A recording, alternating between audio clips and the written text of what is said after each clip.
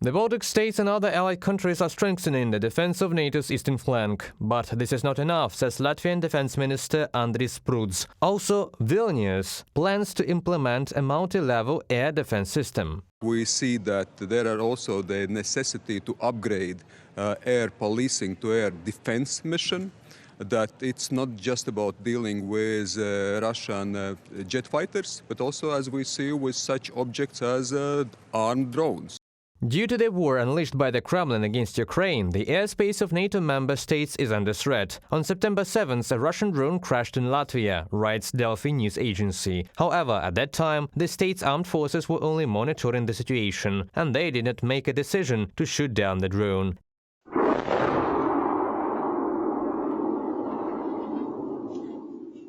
According to the head of the Latvian Ministry of Defense, the alliance should not only patrol, but also, if necessary, destroy Russian missiles and drones. Currently, additional radars and mobile air defense groups have been deployed near the eastern borders of Latvia. The country is also expanding and improving the infrastructure for the deployment of new military brigades of the North Atlantic Alliance. In early 2025, Sweden will send 600 troops to Latvia as part of NATO's first overseas deployment. This was announced by the Swedish Ministry of Defense.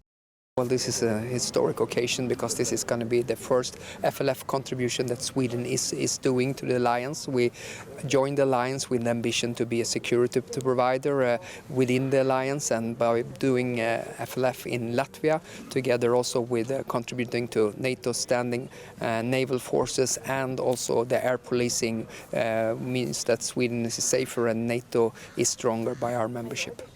I'm very motivated.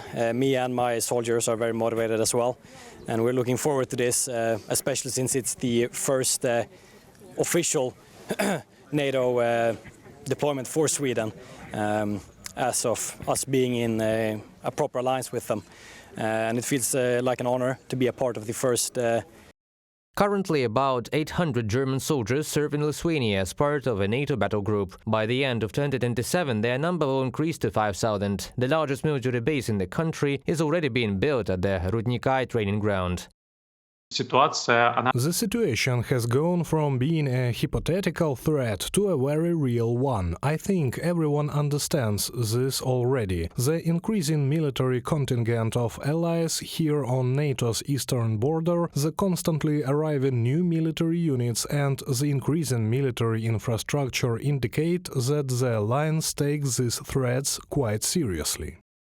The situation has gone from being a hypothetical threat to a very real one. I think everyone understands this already. The increasing military contingent of allies here on NATO's eastern border, the constantly arriving new military units and the increasing military infrastructure indicate that the alliance takes these threats quite seriously. 40% of Estonian residents believe that a full-scale military invasion of the country by the Russian army is possible. There are results of a survey conducted by order of the Estonian Ministry of Defense, and 60% of respondents said that they are ready to defend their homeland. Estonia, with a population of over 1 million people, has only 6,500 professional soldiers. Therefore, the country relies heavily on reservists and volunteers. Currently, there are already more than 30,000 of them. About 5,000 volunteers have joined the Estonian Defense Forces after the start of Russia's full-scale invasion of Ukraine. As Bild writes, a frontal attack by the Russian Federation on the eastern flank of the alliance in the next 3 years is one of the most dangerous and probable scenarios for the Baltic states. Reported by Pavel Štermach, Kristina Dombrovska, UATV News.